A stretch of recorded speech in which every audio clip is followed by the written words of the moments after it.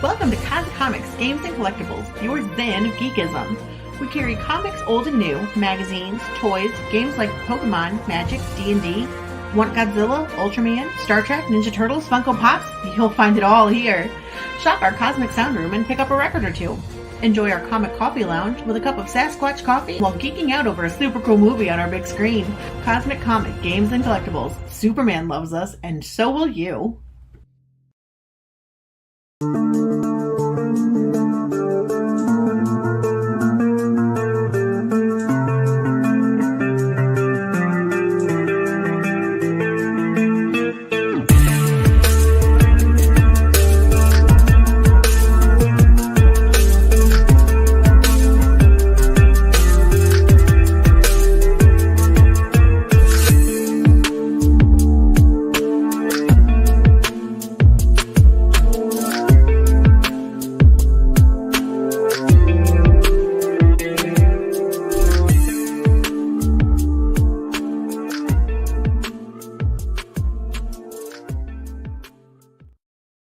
Hi everyone, Jason Hunt here, inviting you to join us every Saturday morning for news. The week's headlines in science fiction, fantasy, horror, comic books, video games, plus Comic-Con updates and the weather, and the occasional interview along the way. We call it Good Morning Multiverse. We hope you join us every Saturday morning at 11 a.m. Eastern, 10 Central, right here on Sci-Fi For Me TV.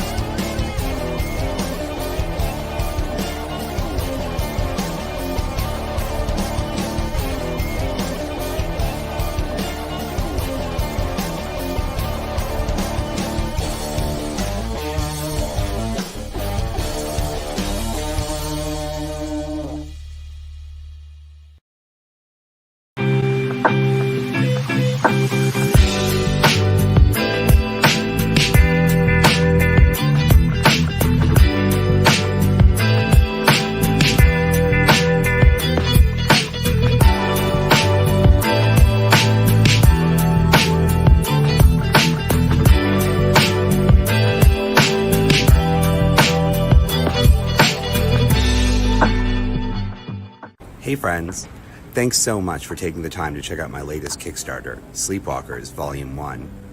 This story follows Faith Richmond, an underemployed university graduate whose mind is mutated by an alien creature, giving her the power to psychically project her subconscious while she sleeps. I couldn't be more excited about this campaign. In addition to being a story I've been working on for a really long time, we have some great rewards, including variant covers, a single issue extended edition, prints, and exclusive shot glasses.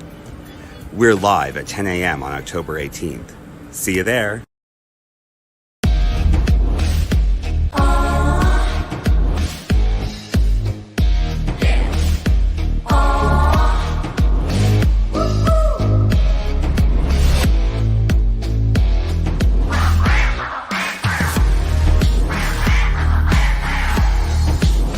Your favorite podcast, it's Critical Blast.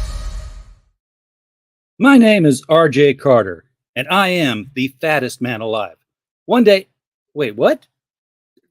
Damn it, Janet, you're supposed to proofread this copy before I go live. Can't you do anything right? Oh, geez. Ladies and gentlemen, Mr. Danny Gorny. Spooky Halloween, RJ.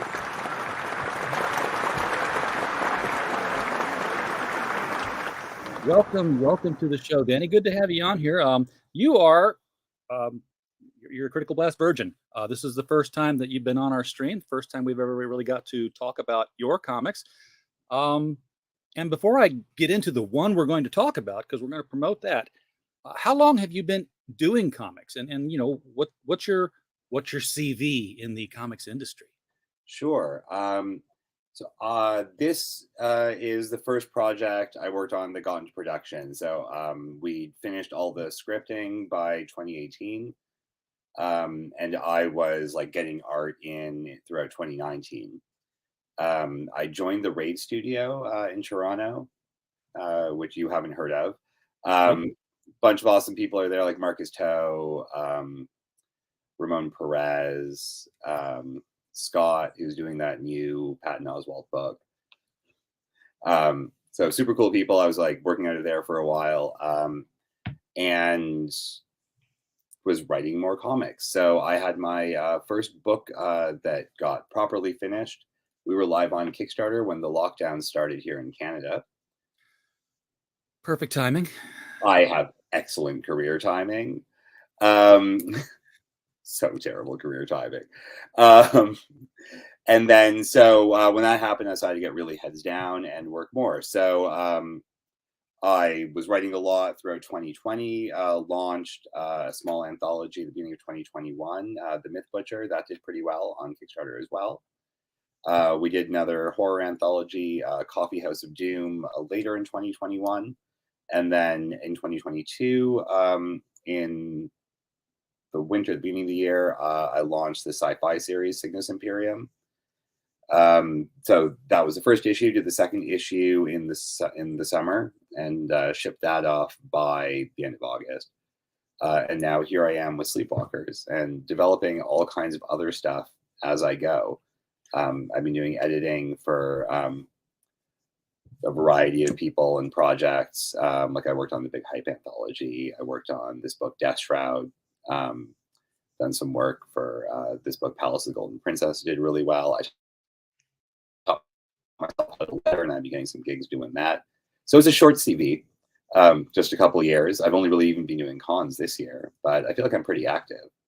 Yeah, it sounds like you're pretty active. And you know, one of the cool things about doing anthologies, we've published a couple of sci-fi fantasy anthologies as well, is that you run into all these people who participate that you can talk to later because you know they're going to be good for this other project you have in mind. Hey, would you?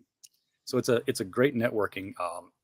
I actually think I enjoy editing more than I enjoy writing because it's less of a strain for me to fix other people's work where it needs it than It's to a come up with different something. skill than writing. Yeah, it is. Yeah, like I really like editing. I feel like there's a lot of ways which I'm probably a better editor than I am a writer. I'm working on that by writing more, but I do love editing, and it's you can go in with that hardcore analytical brain, right? Go full on negative mode because everything you're going to point out, if it gets fixed, there's probably a way it makes the project better. And yeah, it's a really different set of skills. It's you know, it was when the pandemic did hit, we were all locked down. Writers were all like, well, we're really going to be productive now because we can't go anywhere. We're stuck here. I didn't get a damn thing done during the pandemic, creative wise like that. It was all editing and podcasting and doing reviews and such.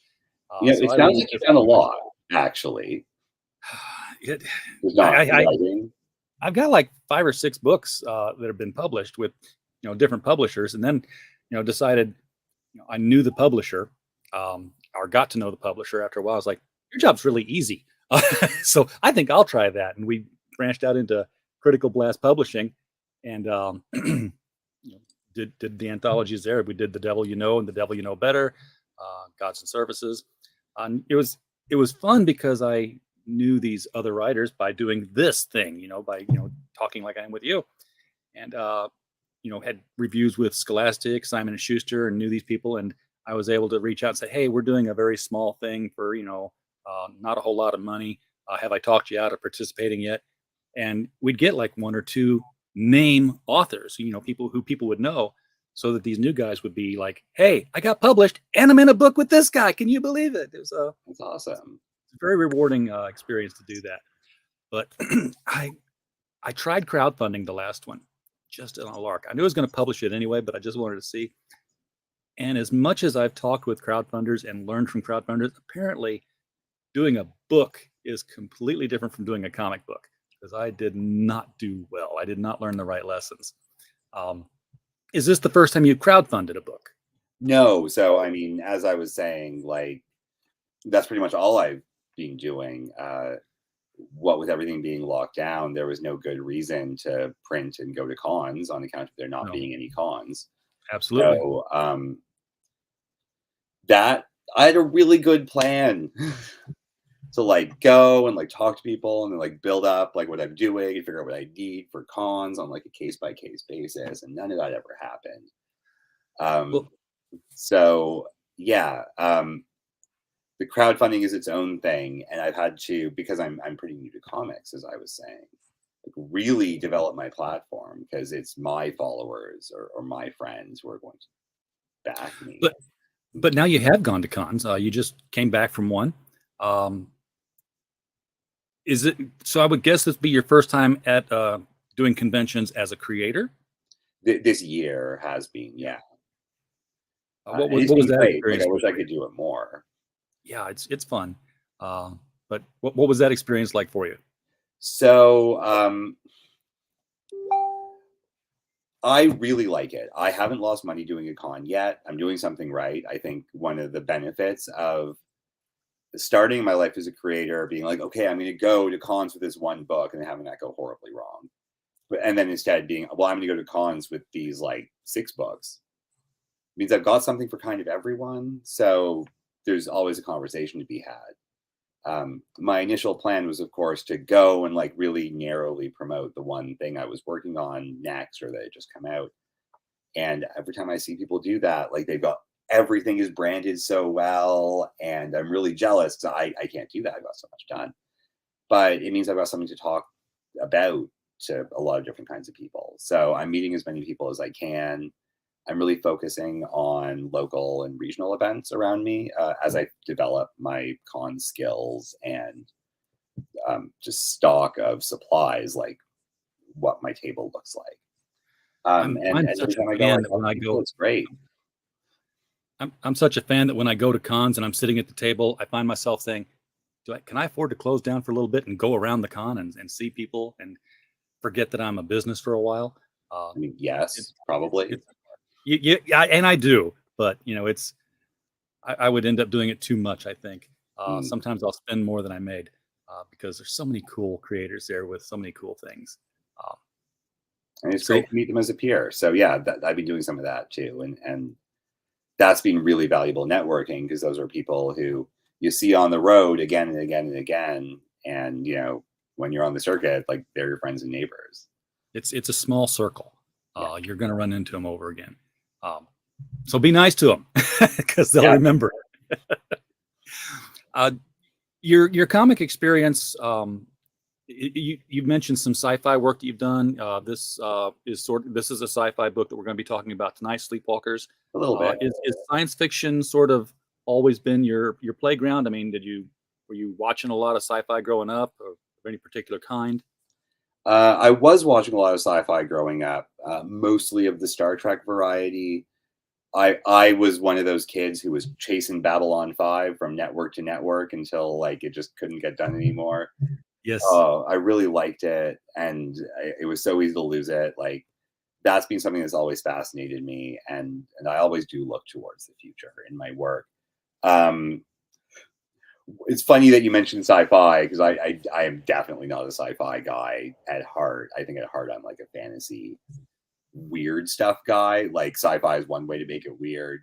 Sleepwalkers is very much, there's a genre in literary genre fiction called weird fiction, which is a little bit off of sci-fi and more in like the strange alternate realities, or reality of something else going on realm of things. So I think Sleepwalkers is a bit closer to that. I'm currently I'm in pre-production with an artist right now on this fantasy project, like about a bold Indiana Jones type thief who kills a gang of evil cultists and picks up a basket that produces a baby every week. And she's on a quest to get rid of the curse before the trail of babies catches up with her through this post-apocalyptic fantasy landscape that I am loving every minute of writing descriptions of. That's an amazing concept. It's like weird fiction is a close cousin to magical realism, with just this strange thing happening in an otherwise realistic setting. Yeah. So I guess my thing is make it weird. I read a lot in general and not just comics. And I have multiple English degrees. So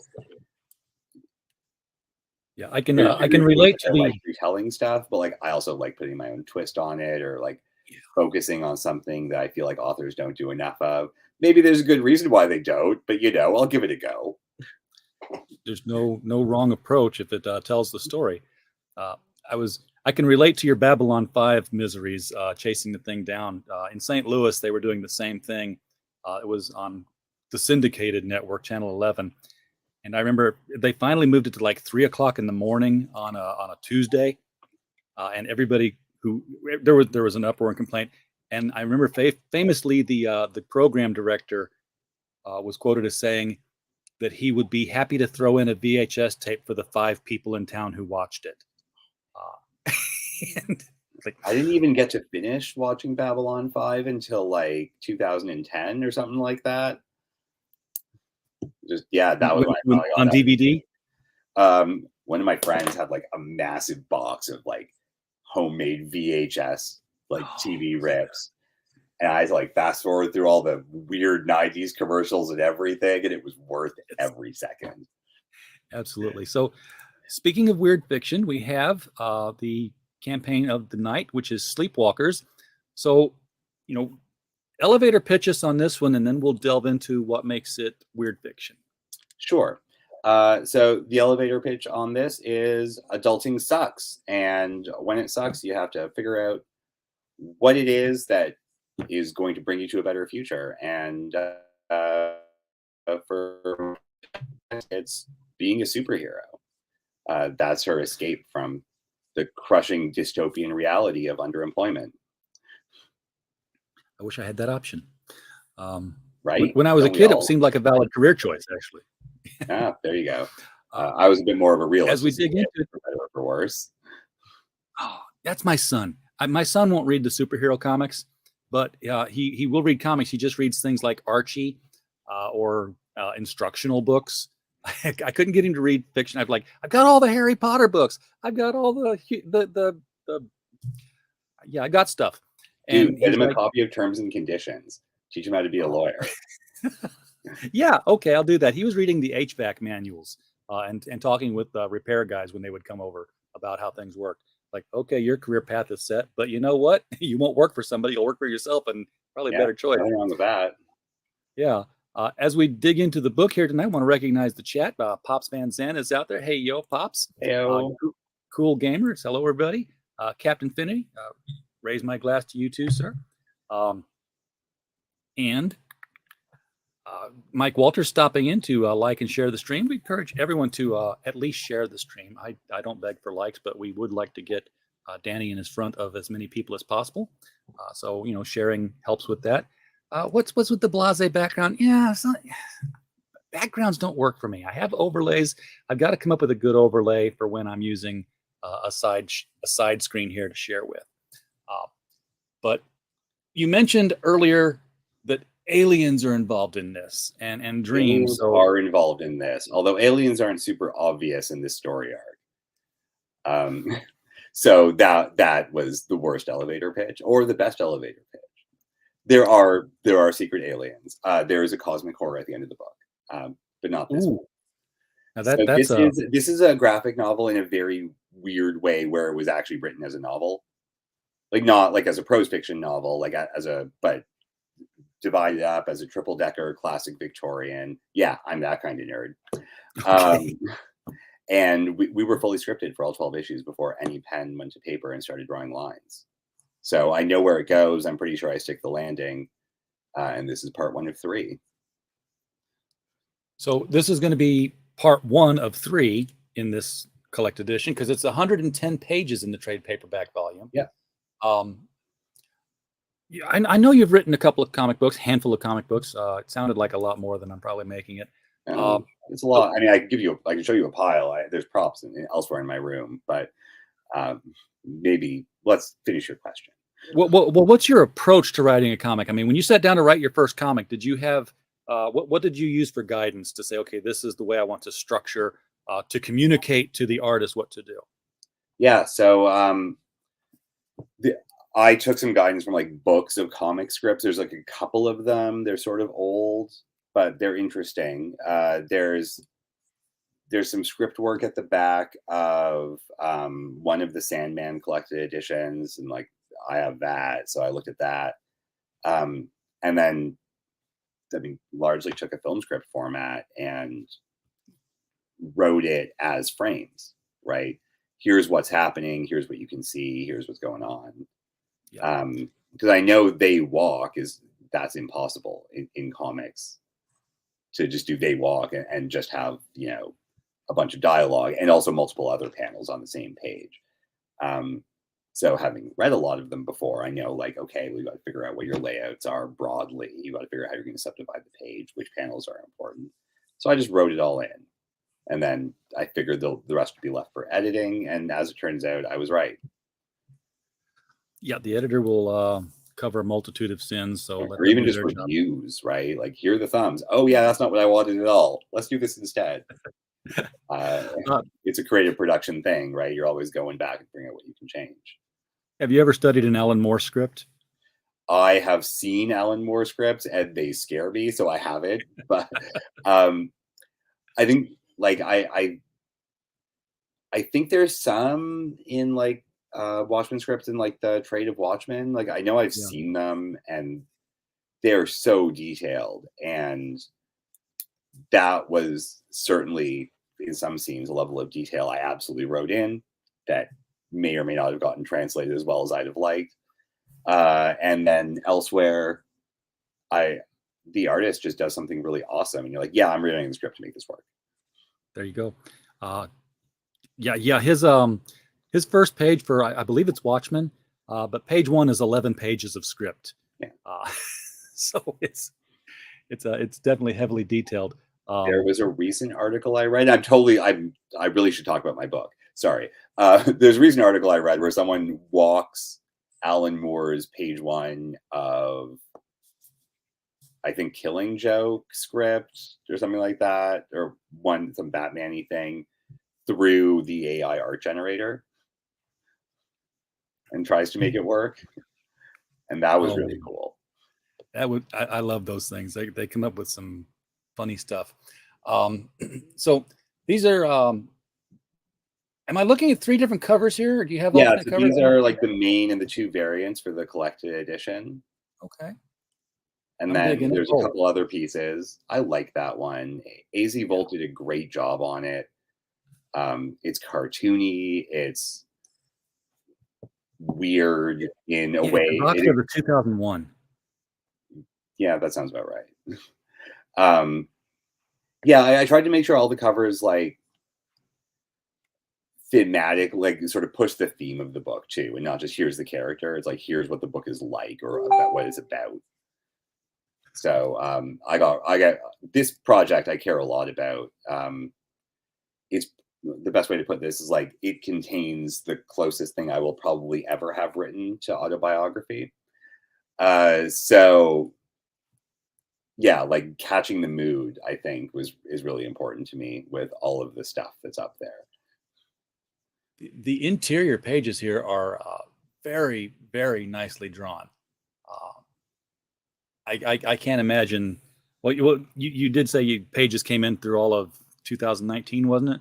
Yeah, we started in 2019 with pages that are now sort of part of chapter 4. So weirdly, at the end of this batch of pages, that's what we started with. That was like there's a big monster that shows up. You saw that in the video.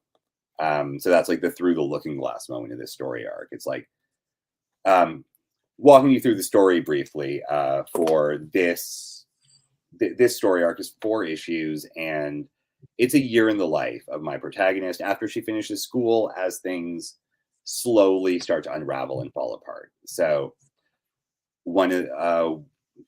we establish a really strong Scooby gang of like other people around her, her friends, who help her sometimes, who are getting ahead of her other times.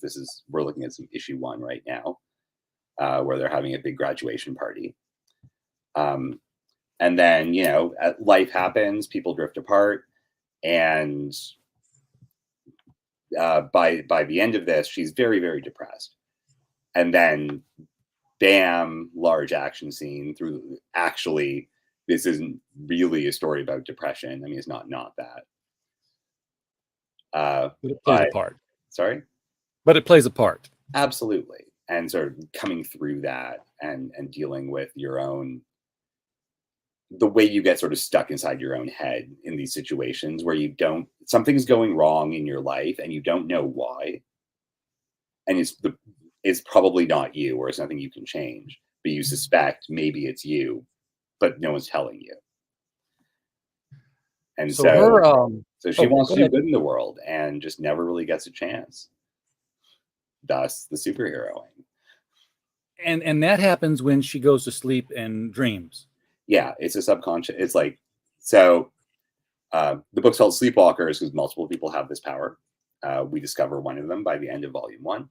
And it's a psychic projection of like what you imagine you want to look like to affect the world the way you want to.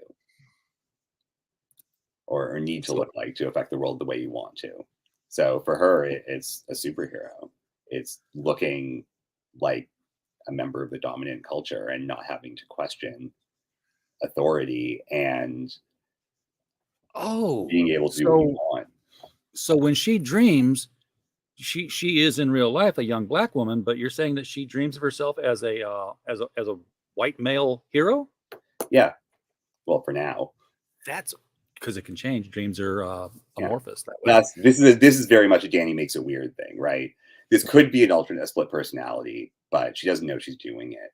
It's what she deeply suspects might be what she needs to look like to affect the world the way she wants. So when does working? Maybe the problem's her. Yeah. If you can, without spoiling anything on the story, can you explain how it is that she determines that her dreams are more than dreams, that they're actually having an impact in the real world? So that's a slow burn that comes in sort of. One of the reasons this is a comic in the first place, this started off as like, here's an idea, here's the thing I really want to explore. Trump was loud on Twitter constantly, and I'm foreign, so all we hear is like the worst things about America a lot of the time, sad to say. Of course. I mean, there's a lot of good things about America, but it comes up in the news a lot. And so I was just like, okay, there's this hugely toxic discourse. So like, let's do this story. And I was like, what I really want to do is make it a subconscious thing, make it her dreams, and land it on the page flips every time as a comic, right? So using the medium in that respect. So you're noticing she goes to sleep, and then there's a superhero like on the page flip regularly. Later on, the superhero fights some ruffians, and she's injured when she wakes up. And so it starts affecting her physically more and more over time. She hasn't figured it out yet in the story. She doesn't figure it out until rather a lot later. Because she doesn't deal with that well when she discovers she's been imagining herself to be a white man, as you might imagine. I can guess. And just to clarify on this, when the hero comes when she dreams, but is the hero appearing in somebody else's dreams, or is the hero appearing out in the city while she sleeps? A live manifestation. Live manifestation. Okay. Yeah. So this was like, we wrote it up. We wrote it all out. Yeah, it's a psychic projection. The way it looks can change. What it can do is sort of personal for each of the characters who has these abilities. You know, the person who psychically projects this beastie can only really affect metal, for example. Like that stays consistent from person to person. But yeah, so people can see it. They suspect it's a thing. You know, suddenly more reports get around. Someone photographs it later on. It ends up on a postcard. That postcard is now our stretch goal. And so in this universe, any appearance of a super or supernatural kind of being is a psychic projection from a sleepwalker. Yes. Do you have heroes of any other variety, or is you going to stay focused on this as the plot point kind of thing?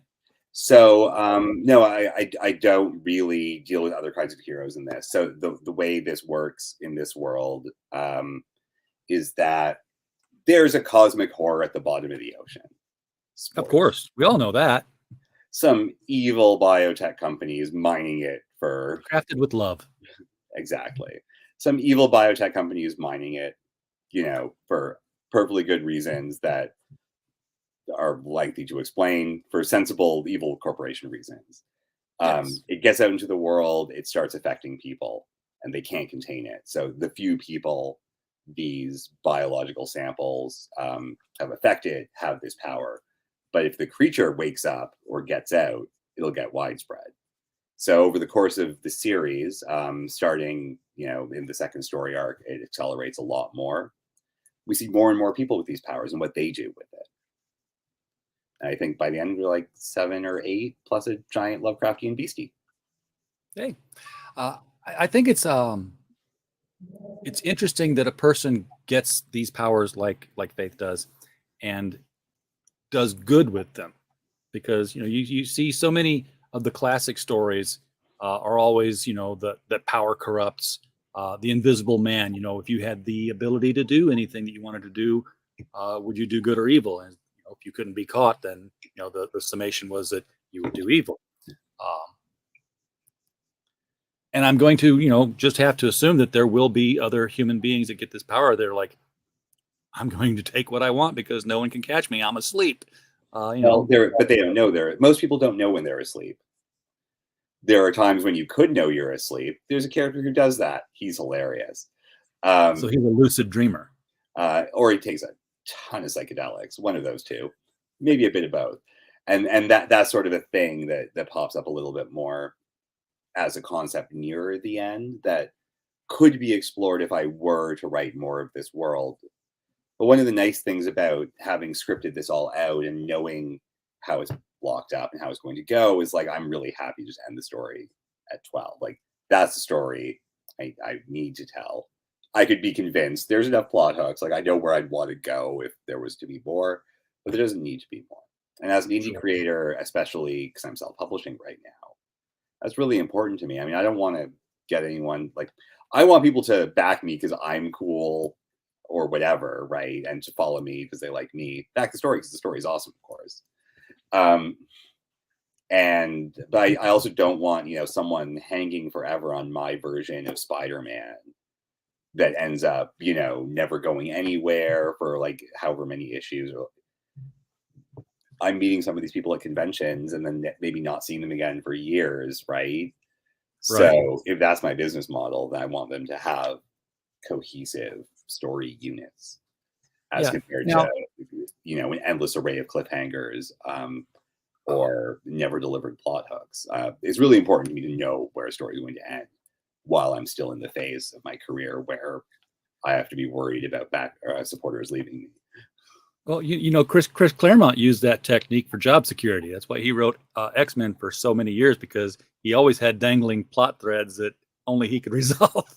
Yeah. So, maybe I should do that. But before I started really seeing what my audience reaction was, because backers on Kickstarter aren't humans. I mean, they are, obviously, but not in the sense like you can't see them walk by your table and figure out which book they're looking at.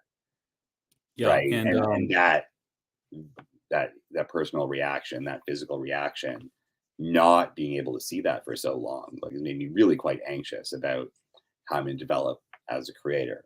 I've just been Yeah, creating. and you have to be conscious of the time between books, and especially if you're leaving some sort of a cliffhanger. There's a phenomena that my local comic shop guy Mike Tierney calls the expiration of expectations, and he applies that all the time to late books. Where it's like, really hot book, 6 months later, nobody cares that the next issue came out. Yeah, Because and that's such a big problem in the indie world. Yes, it Because is. like In- not in all of it. only are we not sure if an issue is going to come out, there's not even necessarily an editor or a publisher to chase the author down and make it happen. So yeah, I don't want to be the one who caused problems with that. Actually, Sure. issue 5 is one of the add-ons for this campaign. It's done. You can Oh, just buy the single issue, see where the story's going next. well, that was going to be sort of what my next question was going to lead into. This book is coming out in December, which is next month as of tomorrow, because it's all done. I mean, you did the 4 floppies. Yeah, And, they've been done for. I did like a test print in January, and yeah, there's a misprint there. I'm not selling those to people, but it's done. It's good. I got a pitch for the whole thing together as I was talking about prints I was selling at a con this summer. So I finally know, the title's Adulting Sucks. Let's go. Okay. That's like this year. And yeah, I was speaking to my printer. We've got all the materials lined up. The book will be delivered, at least in North America, by Christmas. Easy. So with issue 5 already being an add-on to this, where you can just jump right into the next part of the arc, what kind of a gap are you expecting between book 2, between here and book 2? That's a good question. So this is actually doing pretty well so far. We're funded already, which is really nice, and I'm really looking forward to having books like bound books at cons, which I think is going to do really well, especially like with my cover pieces by Kenny Lamb being so striking. So we're halfway through issue 6 right now. So that should be done February or so. Okay. And then we could be looking at volume 2 near the end of next year. And the script's with done, right? They need minor editing. Yeah. So will there be crowd funds of the of 6, 7, and 8 individually as the year goes on, or are you just going to crowd fund? that was something that was sort of pending, seeing how well this campaign does. So I might do. Okay. Variant covers are an option. People really, people seem to like, the spoopy dancing Faith with the tentacle monster cover. I love the AZ Bolt cover. So, maybe we'll do that. We'll see. They're all good looking covers. And Nobody wants it as individual issues. Was that? yeah, there are so people yeah, who we'll want to see. do And, individually. yeah, so it'll definitely be available as individual issues. My sci-fi project, I'm currently coloring issue 3 of that and drawing issue 4 of that right now as well. So since I'm not independently wealthy, sorry guys, I have to sort of figure out how that production schedule is going to work with crowdfunding campaigns. And as I was telling you in our pre-show, I just started a new job, so my time available is much less than it was 2 weeks ago. Yes. But yeah, so there's a strong chance it will be, especially if the response is really good. It's going to make the process a lot easier and smoother for getting it out to everybody on an issue for issue basis. And the new characters are gorgeous. Felipe is sort of taking over art. Greg, my illustrator, had health issues. So my colorist stepped up and his stuff's great. He did the Dancing Faith with the Tentacle Monster cover. Let's bring that back up here so people can see these covers. So that second one, that was my colorist and is now my colorist and illustrator moving forward. Yeah, I mean, that I find it always hard to say this without sounding snobbish or condescending, because I love indie books and I love the look of indie books, because a lot of the times they're more raw and more primitive than something that's processed through the big 2. This looks like big 2 artwork. Thank you. It's very, and I love Terry Moore's stuff on Strangers in Paradise. That has the distinct indie look to it, but usually an indie book has a distinct indie kind of look to it. So then scrolling up to Kenny's that's the chapter 4 cover. Is that more indie for you, or is that like too polished? No, I'm not saying they're too polished. I'm just saying that they're surprisingly polished for an indie book. So very, very professional. This was probably the closest to an indie look. And even I think then, that's just it's a very, very listen, we're doing art here composition. It's very weird looking art. Again, I love it. It reminds me of the baby in 2001-8. The space baby at the end, yeah, the big baby that was on the cover of all the books, even though it wasn't until the end of the book you see it. And the interiors are the same way. Now this is a little bit more Terry Moore kind of stuff, specifically actually, but it's colored in a way that's very professional looking. So the interiors, Felipe, so yeah, he's doing great work. He's the interiors are much more what I would think is indie. Nice. Yeah, it was really hard to figure out how to hire a colorist. No, I had never thought of that before. Like producing comics, like the line art, I can kind of be like, okay, that's what I want, that's what I don't want. I don't know from color theory. I'm a lit person. Exactly. And it's a collaborative process. You have to think of it all the way through, especially if you're going to crowdfund it, because now once the book is done, now you've got to realize, oh, there's a business person I need to be now. I've got to actually distribute and sell and market. I'm okay with that stuff. I threw raves for like 7 years. I can go out and talk to people. Weirdly, I'm worse at talking to the internet. Well, some people need that more immediate feedback kind of thing. Yeah. By the way, folks, the campaign we're looking at here, and yes, Woody, that is some sweet sleepwalking going on in here. This is obviously a mature reader's title. We can tell that by the cleverly placed sticker. There's some non-male gazy breasts, but I mean, breasts are appropriate for children. They're in fact designed for children. Oh, okay. So this is we're just putting it up for adult themes like employment and stuff like that. So I don't think anyone under 17 is going to get too much from it until they start dealing with disappointment in life. So yeah, it's adult in that respect for sure. Okay. Where was I going? Sorry. I was going to remind people that the link to it is right below the video. You can click on this and go to Kickstarter anytime and get the funding on this, which, by the way, is at, I should have made a note before we started just so I could tell if it had changed any. You got 75 backers right now. Yeah. You're over that the goal. Looks small in US dollars. Yeah, I know. Those listen, all of your backers from the States, you guys are getting a 40% discount on this book. Yeah, because and my shipping is incredibly cheap. It's like $10 to ship the trade to the States. Canadian. That's amazing. Canadian dollars. That's like $6 US. Are you driving across the border? My shipping broker does actually. There you go. And they use USPS. That's tracked. Yeah, you guys are getting a great deal out of this. That strong US dollar, you can get cheap Christmas presents. There you go. So yeah, if you haven't already, throw some money at this and check it out. And let's look at the tiers so we can see exactly what you can get and for how much. So the digital edition, and I know that, we have a lot of people in our chat who have to have digital, just don't have space, or they work remotely.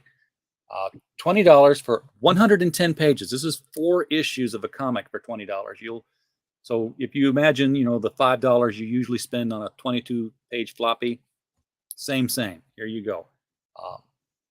And I'm going to assume I never used to have Canadian. That. So if you want USD, then look at the translation in the side there.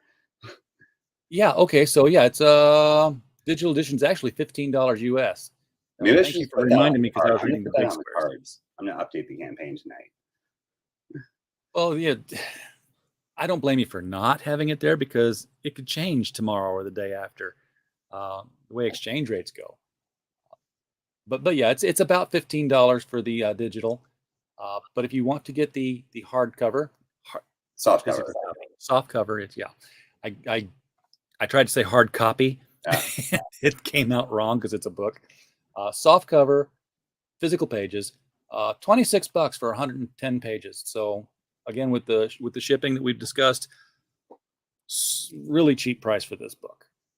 But good, an interesting story. I want to find out more about how she reacts to all of this and why. Have her examine her subconscious to see why she appears the way she appears. Well, that's good, because that means you're going to very much want to read the story. I've intrigued you. Yes. Yeah, I definitely want to do that. I did a fist pump on your stream. You didn't see it, but I did.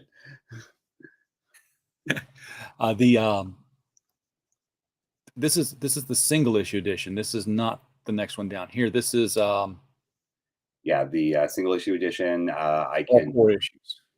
That popped. Where do I have that? That shows up a little bit later in the a little bit further down. Here we go. Okay, so for $34 US, Pops, if you're watching, you want those single issues. Here they all are, right here. Single issue floppies.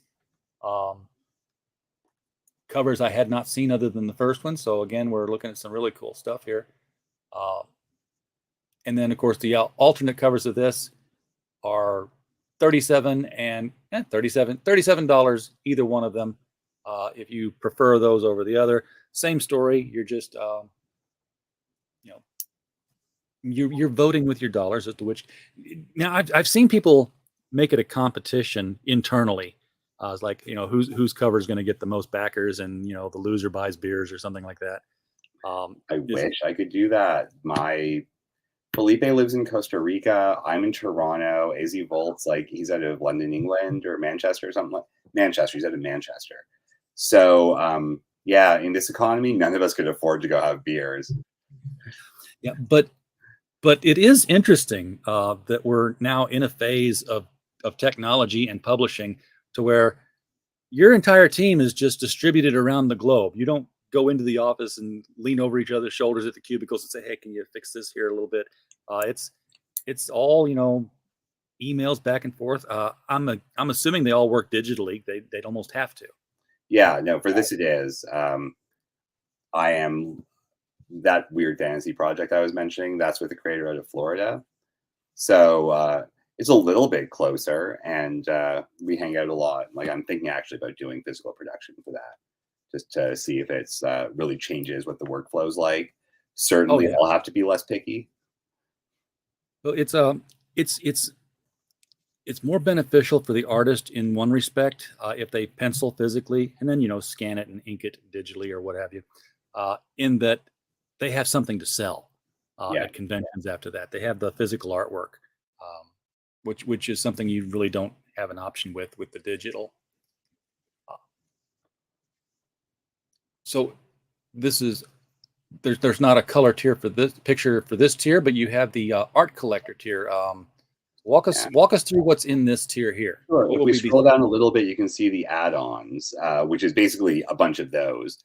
The art collector tier is the retail cover, the stickers that I've done for volume 1, the variant cover prints, and the original cover prints for the 4 floppies. So just all of the actual art. I like the stickers. And what I mean is, it seems like when everybody does stickers, they do chibis. Oh no, my chibi's actually that's actually page art. The chibi. There's a child who tells a story about the superhero, and that's how it comes out. That's actually from one of the pages inside the book. It's right in line with what they do within, so you're in the right market. VC, that's an original for the sticker. And then the shot glasses are $15 each. You can get either the hero or the monster. We can't say the CTH word, can we? I guess it's not a CTH word, although it's very directly in the universe influenced by an upcoming film release of The Shadow over Aurelia. Oh, there's a movie coming out. I got to see that. Yeah. So yeah, there's a character who is very much influenced by seeing an ad on a bus. Very nice. Okay, so you had stretch goals as well. They're still locked. We have to do something about that. Yeah, that's 4,000 Canadian. So that's probably like, we're probably like 300 or 400 US away from that right now. Not too far. Yeah. So you'll get this postcard from inside the book. It's going to escape the book and into your hands. Yeah. Of the hero. Now this is interesting because I know these guys. I did not know that there was a connection between you and Mr. Dupree. Yeah, we are both repped by the same agency. And one of the things I've always wanted to do with a campaign is try community goals. And so because I have access to all of these PDFs, other books with strong female characters, other books that are adult in theme, if not like whether or not they're sexually explicit in content, it lets me like give more stuff that's kind of like the thing that I'm offering. Whereas if I were to offer more of my other stuff, which I'm actually going to for a future community tier, it's very different. It's like, oh yeah, get this book about how miserable it is to grow up and have your degree not mean anything. And also this story about James Bond meets 3 of the worst Pokemon.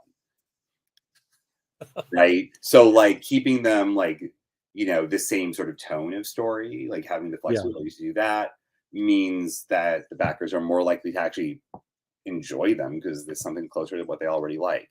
Because I'm doing stuff that's about every project is so different from each other. I'm seeing a lot more character interaction, not character interaction, creator interaction with campaigns. Like I'm seeing where like, hey, if you backed my campaign and you back this guy's campaign, then you'll get a print with both the characters on it interacting, even though they don't interact. That's so weird. I'm not working with anyone that directly quite yet. I was talking to Dave, whose last name I forget, who's doing Plainer Jane. And we were both like, yeah, if you also like stories of alienation with maybe some murder and misery, we should promote each other, blah, blah, blah, blah, blah. Like I never even thought to be like, yo, let's do like an art together. Well, one of the things I've been trying to get people to do is the trading card thing, because everybody's doing these like trading card sets. I was like, this would be great. Oh, yeah, I did those for my sci-fi book. I made these metal trading cards. Let me give you the big screen here so we can take a good look at it. Oh, that's nice. Yeah. And they came out really well. But the reason I'm not doing them for this campaign is because I want to actually have books in people's hands for Christmas. The manufacturer for this is in Florida. And there's like 2 weeks of lead time, plus or minus a global financial collapse. And also whatever is going on with shipping around Christmas. And it's just, I know I'm doing fulfillment for 3 different campaigns right now. And I know how long I waited for the cards to get here from the day they said, hey, expect cards to show up. So, add customs to that. Yeah. Both ways. You're right. Because that's to come to me and then I've got to go send it back out. Right. So like, I'm not doing it. My art is totally great for it. And I just don't have the lead time. So I'm waiting for somebody to do cards. Doing if I do single issue Kickstarters moving forward. I'm waiting for somebody to do cards that are interconnected. So like you would have your Sleepwalkers card, and then there would be an Aerotech card and a Lefay card. But if you put all 3 of them together, it's a triptych. So, if you realize that, then you're like, oh, I bought this card. I got to get the other 2 because we are an anal retentive bunch of in the comic collector community. We have to have them all. When the people came out with Pokemon, they knew who they were targeting. They were targeting the completists out here. So yeah, since I haven't done the cards yet, you're just giving me excellent ideas for take it and run. Yeah, I'd really love if 9 different people did it, and you'd get that whole page like the Fleer X-Men set used to have when you put them in the card page. But that'd be like herding cats to get 9 creators to work together. Yeah, if even the lines, and someone has to like do the die cut or like machining. Yeah. Yeah. Well, you just have somebody do one big page and then submit that and let the card carriers work it out. Oh, like taking it and then slicing it like a square pizza. Okay, that makes sense. Yeah. Like I was thinking like a jigsaw, but that's even more extra. Surprisingly enough, somebody has done a jigsaw puzzle. And not only has he done a jigsaw puzzle, his comic book is about a character who dreams and enters them lucidly and and fights evil. There you go. It's called The Lucent. It's so So you're maybe not as weird as you might have thought you were there. That's a totally different feel to it. Hey, That I totally make it weird. I didn't say I'm the weirdest. It's weird is relative, and a lot of relatives are weird. It's true. That's definitely. I don't know about we- your we- relatives. Mine. Oh, no. My family tree is full of nuts. There are other tiers down here that are all gone, so I don't have to look at those. But I will look at this last one here, 147 US.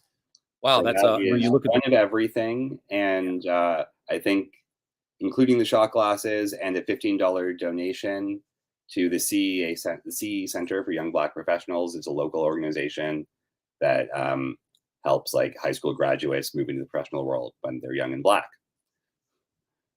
excellent.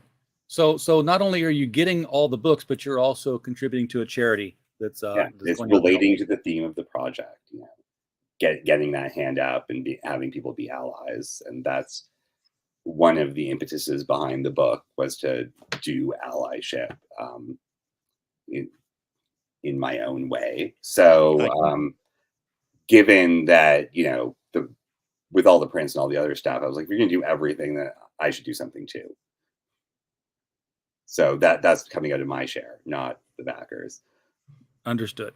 All right. Well, we have reached the top of the hour. Danny, is there anything? Because I've talked around the book a lot. I don't know if I've actually got to the nut of it. Well, why but don't I'm going you to find ask out. the question that you want to get to the nut of it? I don't know if I've asked the question. That's just it. Sometimes I don't know what I don't know. Unfortunately, I don't know what you don't know either. We've only just met. Exactly. So No, am I feel like we've described it pretty well, right? You know, here's the character, here's the setup, here's what's going on, and this is definitely like a watch it unfold story, especially at this stage of the game, as it transitions to that's happening now and that's kind of awesome story. So we get a little bit of all of that here in issue 1, and in volume 1, and then moving forward is just more and more awesome, more directly impactful stuff, and it really picks up, and I'm really excited to bring everyone along for the ride. All right. Chris, I want to thank you for bringing the project onto the show tonight. Folks, if you want to get a hold of Sleepwalkers, and I am definitely one of those people who does now, the link again was right below the video. Click it. You've got 16 days to go. This is Kickstarter, I will remind you, not Indiegogo. There is not a 30-day follow-on period option here. So at the very least, if you're even thinking about it, be sure to click the Remind Me button. That is what I'm going to be doing tonight, Danny, because with Kickstarters, and especially with Canadian Kickstarters, I like to know that my money's gone the minute I send it, and I like to know exactly how much it is, because I was like, it's but it's coming out of my checkbook, and I cut things close to the bone sometimes, so my abouts need to be right on task. So I'll get a reminder.